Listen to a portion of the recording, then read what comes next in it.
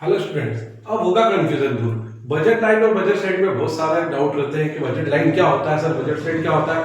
पढ़ाने के बाद समझाने के बाद भी समझ में नहीं आता है कि बजट लाइन क्या है सर, बजट सेट क्या है। तो मैं आपको एक इसी तरीका बता रहा हूँ बजट लाइन और बजट सेट के बारे में।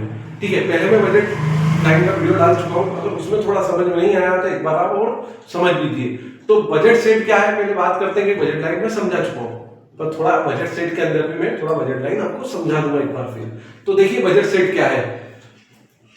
It shows what a person can afford to buy with their money. उसके पास जितना पैसा है, मान लो सपोज करो उसके पास 50 पैसे, मतलब 50 रुपए, सॉरी 50 रुपए, तो अब उसको 50 के अंदर खर्चा करना। आपको 50 रुपए दे दिए, 50 के अंदर खर्चा करना उसको बोलेंगे बजट सेट। 50 रुपए के अंदर खर्चा करना उसको बोलेंगे बजट सेट। और बजट लाइन में एग्जैक्टली 50 रुपए पूरे ही खर्चा कर देना उसको बोलेंगे बजट लाइन। आपके 50 रुपए पूरा ही खर्चा कर दोगे उसको बोलेंगे बजट लाइन।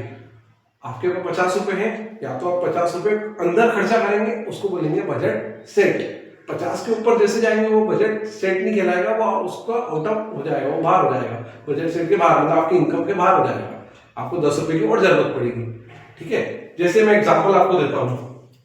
ठीक है, तो मान लीजिए यू हैव 50 टू स्पेंड, आपको 50 रुपए खर्चा करना है ना, 50 के अंदर खर्चा करना है ना। प्राइस ऑफ चॉकलेट का रेट है 10 रुपए की एक चॉकलेट है, और आइसक्रीम है 20 रुपए की। ठीक है, मैंने इक्वेशन बनाई है 10x plus 20y greater than 50।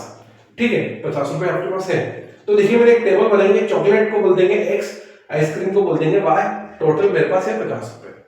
ठीक है, मैंने 5 चॉकलेट ली, 10 रुपए की एक चॉकलेट है, तो मैंने 50 रुपए पूरा खर्चा कर दिया। आइसक्रीम मैंने ली नहीं, कॉस्ट थी 50। ठीक, फिर उसके बाद मैंने 3 चॉकलेट ली, 10 रुपए की एक चॉकलेट है, मेरे पास 30 रुपए हो गए, 20 रुपए और बचे। तो मैंने क्या करा है कि एक आइसक्रीम खरीदी 20 रुपए की, टोटल मैंने 50 रुपए स्पेंड कर दिए। ठीक है, 50 पूरे भी कर सकते हो या 50 के अंदर, ठीक है, वो आपकी इच्छा। 50 भी पूरे कर दोगे तो बजट लाइन हो जाएगा, और 50 के अंदर कम कर दोगे तो बजट सेट हो जाएगा। ठीक है, फिर उसके बाद एक चॉकलेट है 10 रुपए की एक है, टोटल कितने हो गए 10 रुपए। ठीक है, 10 रुपए। फिर दो आइसक्रीम खरीदी 20 रुपए की एक है, तो 40 रुपए हो गए, टोटल 40 और 10 कितने हो गए 50। मैं ये आपको अलग अलग तरह की कॉम्बिनेशन बता रहा हूं कि आप कितने कॉम्बिनेशन खरीद सकते हो। ठीक है, चॉकलेट और आइसक्रीम के आप कितने कॉम्बिनेशन खरीद सकते हो, उसको बजट सेट बोलते हैं। देखिए यहां 0 चॉकलेट है, 0 है तो 0 ही रहेगा।